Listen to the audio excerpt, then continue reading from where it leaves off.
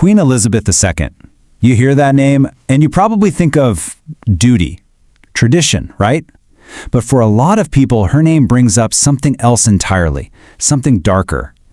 We're talking secrets, power, and some pretty wild conspiracies. So today we're going to unpack these two totally different stories about one of the most famous figures in modern history. So let's just lay it all out. On one hand, you've got the public monarch, duty, stability, tradition, the whole shebang. But then on the other hand, there's this idea of a secret ruler, a figure wrapped up in deception and conspiracy. How can these two completely opposite narratives exist for the same person? Well, that's what's so fascinating, and it really says a lot about how we view power. All right, before we get into the wild stuff, let's set the stage. We need to talk about the queen that everyone thinks they know, the official record, the documented life that basically defined an entire era.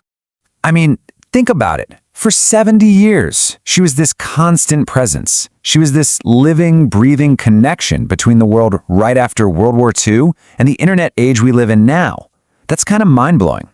And her reign was just packed with these unforgettable moments, right? Her coronation was this huge global TV event. Then there was that insane assassination attempt in '81. Shots are fired, and she just calms her horse like it's nothing. Total composure. And who can forget the 2012 Olympics? She literally became a Bond girl, an absolute icon. And then, more recently, remember this? During the pandemic, when everything felt so uncertain, she came on TV and delivered this message. It was exactly what people needed to hear. It really cemented that image of her as this comforting, grandmotherly figure for the whole nation. Okay, so that's the official story, the one we all know. But that's only one side of the coin. Because while all of that was happening, a totally different narrative was bubbling up under the surface. And it pretty much challenges everything we just went over. Yeah, this is where we get into the secret narrative. This is the version of the story that says the public face was all an act, a carefully constructed mask. And these theories, they feed right into that part of our brain that always wonders, what are the people in charge really hiding? And it often kicks off with probably the most enduring theory of them all, the Diana plot. The belief that Princess Diana's tragic death in that Paris tunnel wasn't an accident. Not at all. That it was a planned, orchestrated hit. From there, believe it or not, things get even weirder, a lot weirder. You start hearing these dark rumors that the reason the queen lived so long, the reason she had so much energy, wasn't good healthcare or genetics. Nope, it was, and I'm not making this up, ritual cannibalism. It's a bizarre claim, but it's tied to some really old, obscure folklore.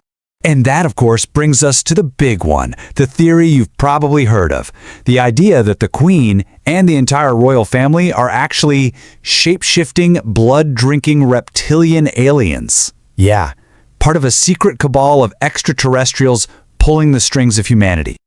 So, okay, we have the official history on one side and these absolutely wild claims on the other. What happens when we actually put them head-to-head and look at the evidence? Let's break it down. All right, let's start with the Diana myth, the idea that she was murdered. The reality?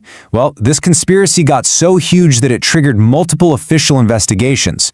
One of them, called Operation Paget, cost £12.5 million. That's how seriously they took it. And after all that, the conclusion from both British and French authorities was no evidence, none. They found it was a tragic accident caused by a drunk driver and the relentless paparazzi.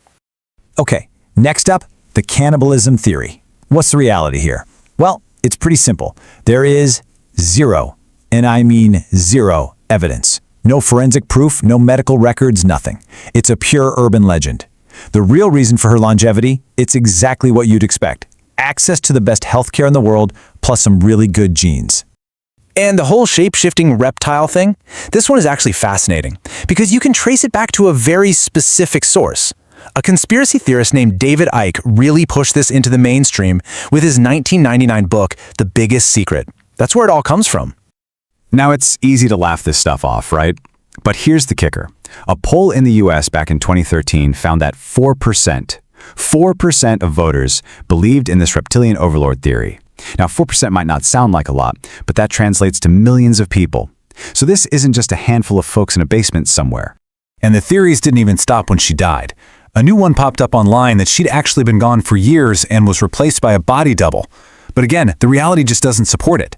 You have a well-documented timeline of her public appearances right up to the end, constant medical care, and an official death certificate that gives the cause as, simply, old age. So? Okay. If there's no real evidence for any of this stuff, why does it persist? Why do these stories have such incredible staying power? And that's the real question, isn't it? It's not really about whether the queen was a lizard, it's about what these stories tell us about ourselves and how we feel about institutions and power in general. It seems to boil down to a few key ingredients. First, the monarchy is just naturally secretive, right? Their power is opaque. Then you have very real, very public scandals, like the whole Prince Andrew situation, that just erode trust. It creates this gap between the fairy tale public image and the messy reality. And that gap is where all these suspicions start to grow. So at the end of the day, these theories, as wild as they are, aren't just random nonsense. They're actually tapping into something very real, our genuine anxiety about power, about control, and about the secrets we suspect the world's most powerful institutions are keeping from us.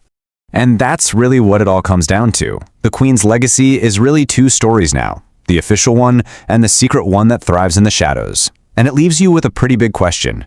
When power is hidden, when we can't see what's going on behind the curtain, which story do we choose to believe?